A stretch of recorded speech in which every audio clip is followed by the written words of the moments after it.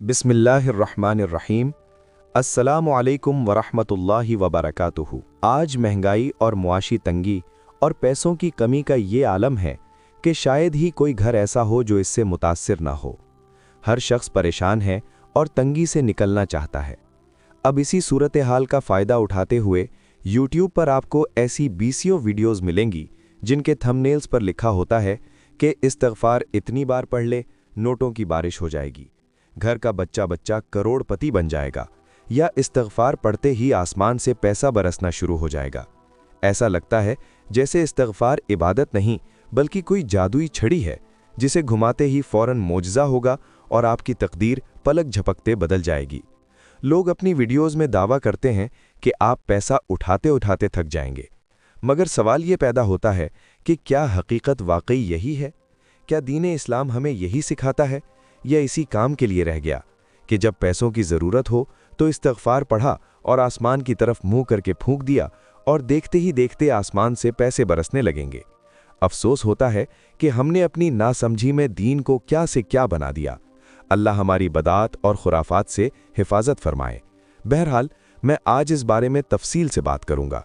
अगर आप खुद को गुमराही से बचाना चाहते हैं और चाहते हैं कि कोई आपके जज्बात और ज़रूरत का फ़ायदा उठाकर आपको बेवकूफ़ न बनाए, तो मेरी इल्तमास है कि ये मुख्तसर सी वीडियो है, आखिर तक ज़रूर देखें, क्योंकि आज हम इस्तिग़फ़ार की असल फ़जीलत को कुरान और हदीस की रोशनी में समझेंगे, न कि किसी यूट्यूबर की मनगढ़ंत कहानियों की रोशनी में। तो लिहाजा ये वीडियो आखिर तक लाजमी देखें। लेकिन आगे बढ़ने से पहले क्या आप इस्तिग़फ़ार करते हैं? कब से पढ़ रहे हैं? और इसकी बरकत से आपको क्या क्या फ़ायदे मिले? अगर आप मुनासिब समझें तो कमेंट में अपना तजुर्बा शेयर कर सकते हैं, ताकि ज़्यादा से ज़्यादा लोग इस अमल पर दवाम इख्तियार करें। तो चलें शुरू करते हैं।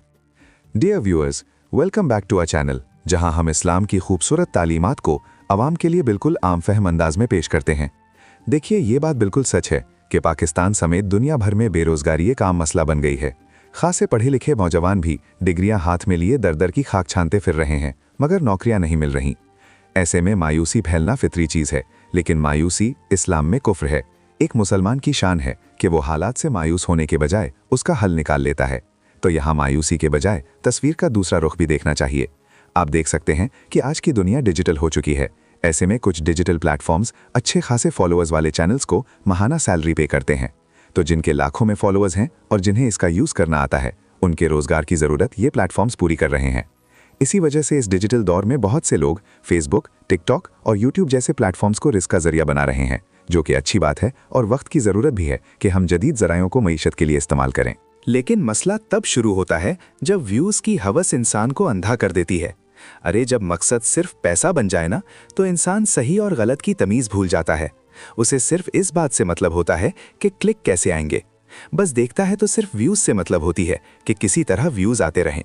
यही वजह है कि आजकल यूट्यूबर्स का, खासकर जो इस्लामिक कंटेंट बनाते हैं, उनका ये मशगला बन गया है कि ज़्यादा व्यूज़ हासिल करने के लिए आम सी बात को मिर्च मसाला लगाकर उसे सनसनीखेज़ बना दिया जाता है। ऐसा मैंने बहुत बार देखा। अब अगर देखा जाए तो यूट्यूब पर कंटेंट बनाना आसान नहीं, एक एक चीज़ देखनी पड़ती है, घंटों बैठकर रिसर्च करनी पड़ती है, एक एक लफ्ज़ तोलकर स्क्रिप्ट तैयार करनी पड़ती है, फिर उसे अपलोड करते वक्त बेसियों चीज़ों का ख्याल रखना पड़ता है, तब जाकर एक वीडियो बन पाती है। यानी अगर देखा जाए तो ये भी एक स्किल है जो सीखनी पड़ती है और समझना पड़ता है कि स्क्रिप्ट क्या चीज़ है और कैसे लिखी जाती है, क्या चीज़ें लिखने की होती हैं, क्या चीज़ें लिखने की नहीं होती। तो खैर, ये बहुत मेहनत वाला काम होता है, हर बंदा नहीं कर सकता। सबसे ज़्यादा दुख तो तब होता है जब दीन को एक प्रोडक्ट की तरह बेचने की कोशिश की जाती है। यानी कुतुब भरी पड़ी हैं, इस्लामी कंटेंट की कमी नहीं, मगर इसे पेश करने का अंदाज कारोबारी हो गया है। मिसाल के तौर पर इस्तिग़फ़ार को ले लीजिए। आजकल थंबनेल्स लगाए जाते हैं कि इस्तिग़फ़ार पढ़ें और करोड़पति बन जाएं। 2 मिनट को सोचो तो सही कि क्या इस्तिग़फ़ार सिर्फ इसी काम के लिए है? इस्तिग़फ़ार अल्लाह के गुस्से को दूर करने और उसकी रज़ा पाने का अमल है। खुद हुज़ूर सल्लल्लाहु अलैहि वसल्लम ने भी एक दिन में 70 से ज़ायद मरतबा इस्तिग़फ़ार का एहतमाम फरमाया। कुरान और हदीस में जगह जगह इस्तिग़फ़ार के फ़ज़ाइल मज़कूर हुए, जिनसे मालूम होता है कि ये अल्लाह का महबूब अमल है और मुसलसल इस्तिग़फ़ार करने वाला शैतान से दूर रहता है। गर्ज़ जिसे तौबा और इस्तिग़फ़ार की तौफ़ीक़ मैसर आ जाए ना, वो बहुत से दीनी और उखरवी इनामात का हक़दार बन सकता है। لیکن آج کل کچھ اسلامک یوٹیوبر استغفار جیسی عبادت کی ایسی تشریح کرتے ہیں جو کہ نہ صرف مبالغہ آرائی ہے بلکہ عام انسان کو غلط فہمی میں ڈال کر گمراہ بھی کر سکتی ہے۔ دین کو غلط طریقے سے پیش کرنا ایک سنگین جرم ہے۔ ہم جو کچھ بھی اسلام کے نام پر کہہ رہے ہیں نا، کل کو روز قیامت ہمیں اس کا جواب دینا ہوگا اور اسے ثابت کرنا ہوگا۔ جو شخص محض چند ڈالرز کے لیے دین کی غلط تشریح کرتا ہے اس کا اللہ ہی حافظ ہے۔ استغفار کو جادو بنا کر پیش کرنے والے دراصل لوگوں کا توکل اللہ سے ہٹا کر گنتی پر لگا دیتے ہیں کہ بھئی اتنی گنتی پوری کرو اور معجزہ دیکھو، جو کہ سراسر غلط ہے۔ ایسی باتیں نہیں کرنا چاہیے۔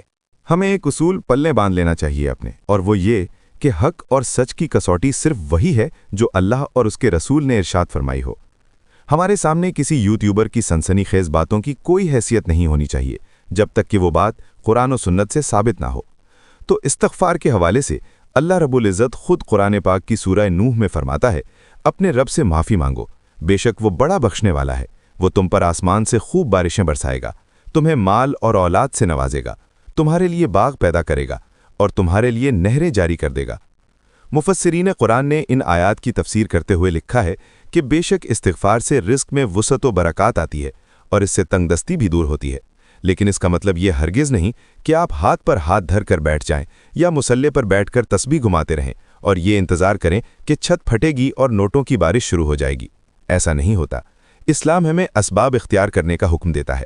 بس استغفار تو اللہ سے اپنے تعلق کی تجدید کا نام ہے، یعنی جس تعلق جو بندے نے گناہوں کی نحوست سے توڑ دیا، اب توبہ و استغفار کے ذریعے اسے دوبارہ جوڑ لے۔ یہ ہے اصل میں استغفار کا مطلب۔ یہ موضوع میں نے اس لیے چنا کیونکہ مجھے خود کامنٹ میں لوگ پوچھ رہے ہوتے ہیں کہ ہم نے فلاں دن عمل شروع کیا اور اتنے دن ہو گئے، لیکن یوٹیوب پر لوگ جو باتیں کرتے ہیں کہ ایسے ایسے معجزات ہوں گے، مگر میرے کیس میں ایسا نہیں ہو رہا، کوئی معجزہ نہیں ہو رہا، کیا وجہ ہے؟ انہیں کیسے سمجھاؤں کہ استغفار جادو منتر نہیں، یہ اللہ سے اپنی غلطیوں کی معافی طلب کرنا ہے اور اس کے فوائد ہر حال میں ملتے ہیں، لیکن کیسے؟ یہ اللہ رب العزت اپنی حکمت سے عطا فرماتا ہے۔